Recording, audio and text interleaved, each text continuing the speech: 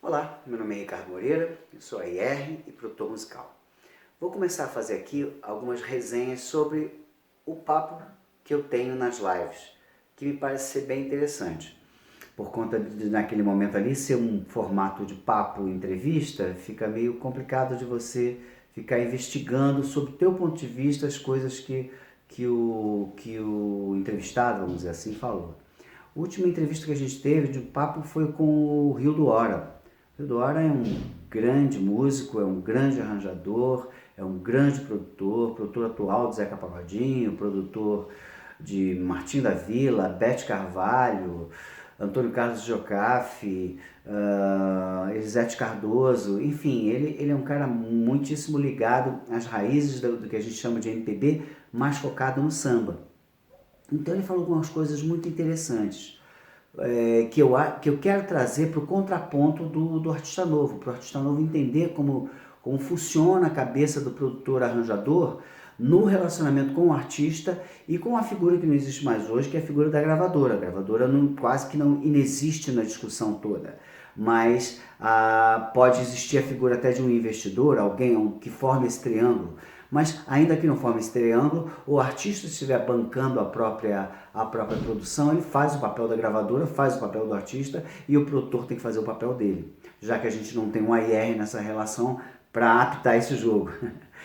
Então, assim, os ensinamentos que o Rildo trouxe para a gente foram muito preciosos. Assim. Na relação com o Martim da Vila, por exemplo, ele disse que o Martim era um cara que não se metia muito em arranjos, ele deixava o maestro completamente livre, o produtor completamente livre. Claro que isso não valia eventualmente para o repertório. O repertório é claro que, ainda mais quando você está falando de um cantautor, um autor que canta a própria obra, como é o caso do Martim da Vila. O Martim da Vila tem na história da obra dele poucos parceiros e poucos casos que ele grava canções de outras pessoas. Um dos exemplos é o Mulheres, que é do Toninho Gerais, né? Mas é um caso mais na aba do Meu Chapéu também, que é do Paulinho da Aba, mas são poucos casos. Normalmente, quase que 100% do repertório do Martim da Vila era um repertório gravado por ele próprio, composto por ele próprio. Isso quer dizer que não havia muita discussão em termos de repertório. Imagino, a gente não falou sobre isso, mas devia haver uma conversa ali entre Rildo e Martinho, selecionando as 10, as 12, as 14 músicas ideais para entrar no disco. Mas o Martinho não se intrometia muito na questão dos arranjos. Claro que imagino se ele não gostasse de alguma coisa, ele ia falar, isso aqui eu não gostei, mas porque, afinal de contas, você faz o disco e o disco, quem assina o disco não é o produtor, quem assina o disco é o artista, é o disco do artista. Então o artista tem que estar satisfeito com aquelas coisas. Então, nesse caso específico, o Martinho não intervinha muito, deixava o maestro, claro, confiava no taco do maestro. O maestro contou a história do Martinho, disse que quem levou o Martinho da Vila para a SA, que hoje em dia é BMG, que hoje em dia é Sony Music, foi o próprio maestro. Ele não produziu os 2 primeiros discos porque era considerado um produtor jovem demais para fazer iniciar a carreira de um artista, então ele acabou não produzindo os 2 primeiros, mas ele teve lá no terceiro, que foi o Memórias do Sargento de Milícias, que foi um discaço, um disco maravilhoso.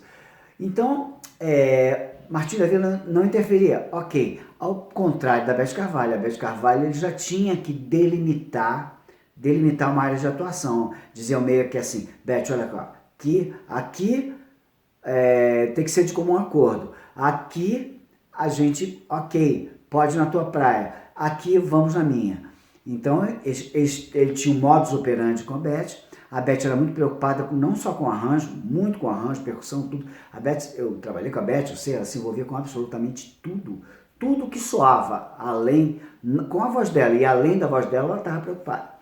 E o Rildo fez os discos talvez os que mais venderam, os mais importantes, talvez não, foram os que mais venderam, os mais importantes da carreira da Beth Carvalho. E isso, pelo jeito, foi negociado palmo a palmo.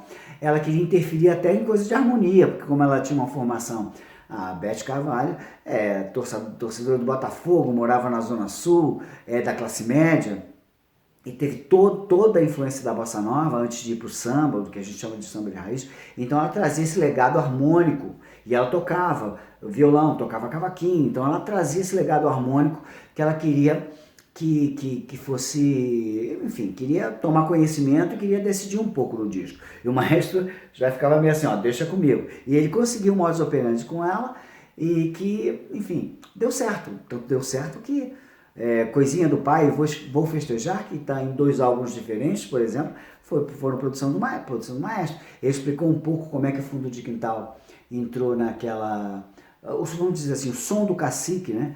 Que, através do Fundo de Quintal, entrou no disco da Beth, que foi uma revolução, né? Os tantãs, a levada deles, as palminhas, o banjo, enfim, toda aquela sonoridade, aquela estética que entrou no trabalho da Beth e ganhou o Brasil, e depois, com o Fundo de Quintal virando artista ganhou mesmo o Brasil, e que dentro dessa história do cacique estava já o Zeca Pagodinho. Toda essa história foi meio que a Beth convidou o Rildo para ir lá no Cacique de Ramos, onde rolava um pagode maravilhoso às quartas-feiras. O Rildo ficou fascinado e chegou para a Beth e falou assim, aí a Beth, vamos botar esse grupo aí tocando uma ou duas músicas, porque eles, Fundo de Quintal, a formação básica do Fundo de Quintal, participou do bate-bola. A Beth Carvalho tinha uma coisa muito interessante, que eu não sei de onde veio essa ideia, eu acho que era do Rildo, que fazia um negócio que ela começou a chamar e ficou chamando a vida inteira de bate-bola. O que era? Ela pegava um repertório, digamos, ela tinha 30 canções, 30 sambas na mão dela para o próximo disco. Ela reunia um monte de gente da gravadora, o produtor dela, alguns músicos e amigos, e fazia um encontro na casa dela, geralmente na casa dela, onde ela cantava aquele repertório informalmente, acompanhado de uma maneira acústica, e todo mundo ouvia e havia uma votação. E ela também percebia a reação dos artistas, das pessoas todas lá naquela hora, e aquilo ajudava a avaliar o que ele ia colocar no disco. Então, num desses bate-bolas, o Fundo de Quintal é que acompanhou. O Rildo, que já conhecia o pagode, né, já tinha ido no pagode do Fundo de Quintal, achou maravilhoso, e a Beth propôs, vamos botar eles em 1 ou 2 faixas. Ele falou, não, vamos fazer o disco inteiro com eles. E fez o disco inteiro, claro, que não fez o disco inteiro só com aquela formação. Ele usou todos os outros músicos, enfim, tudo que não é aquela cozinha, né?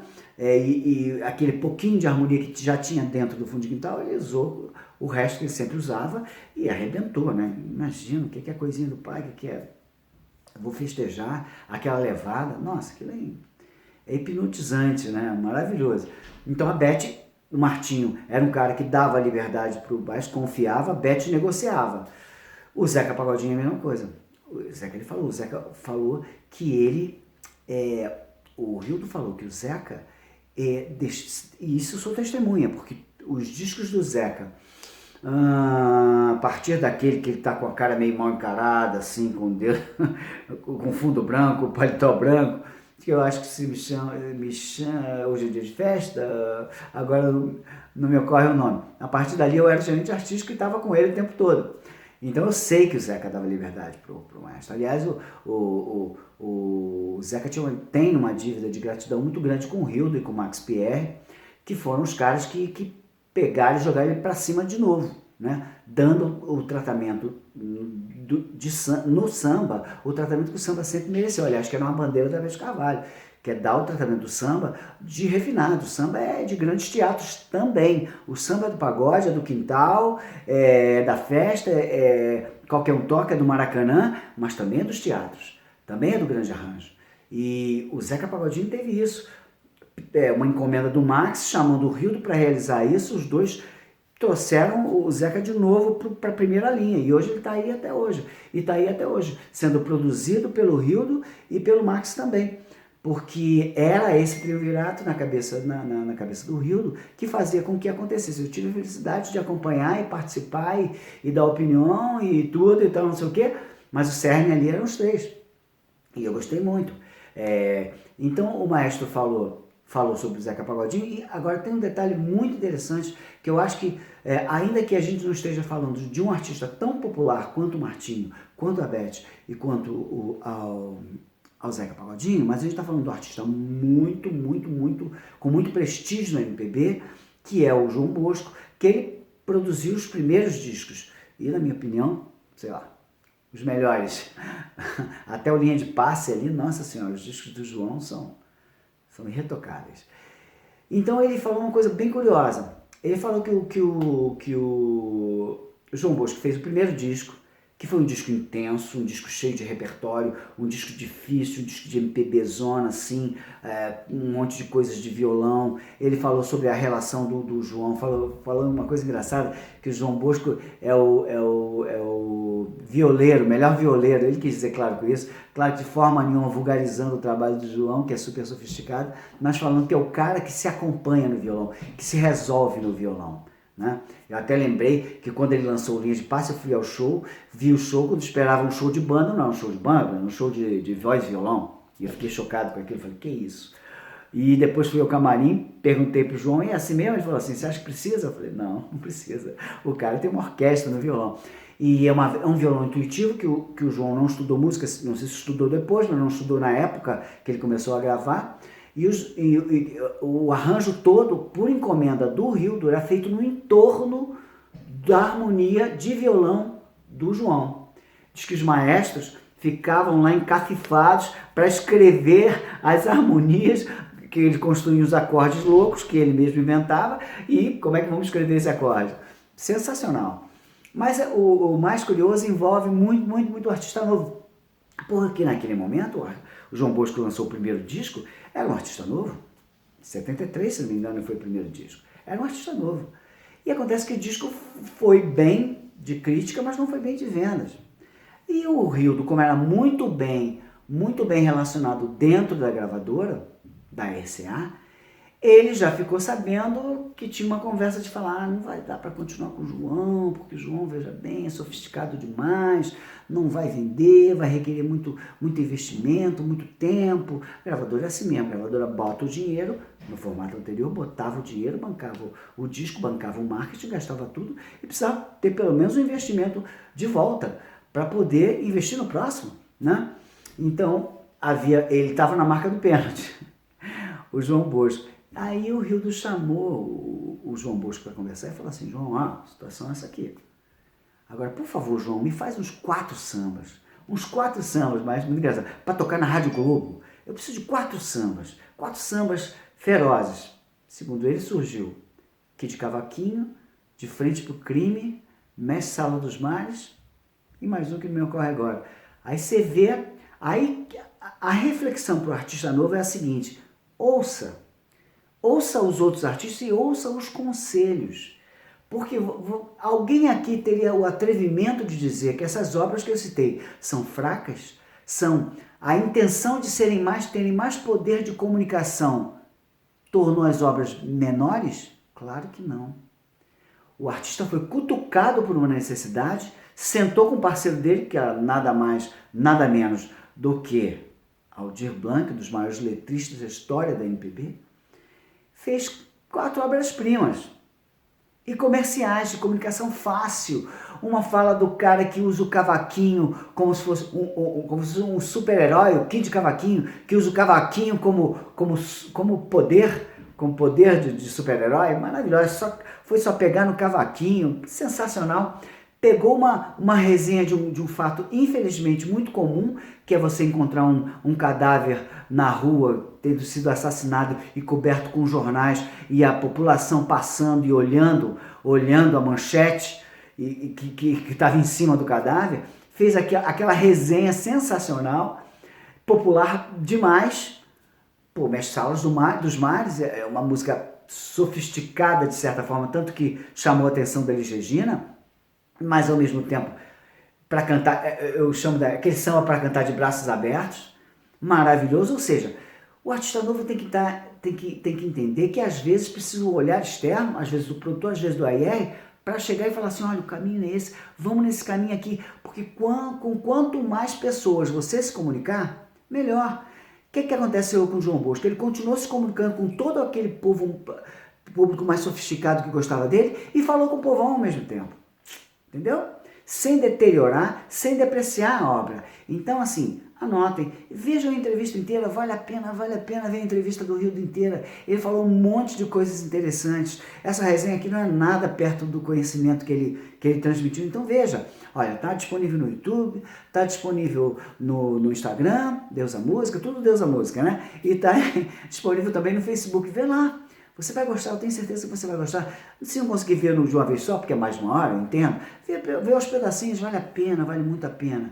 Toques bacanas para o artista novo, a partir da experiência do grande produtor, do grande maestro, do grande gaitista, do grande músico Rildo Hora. Confere lá, você não vai se arrepender.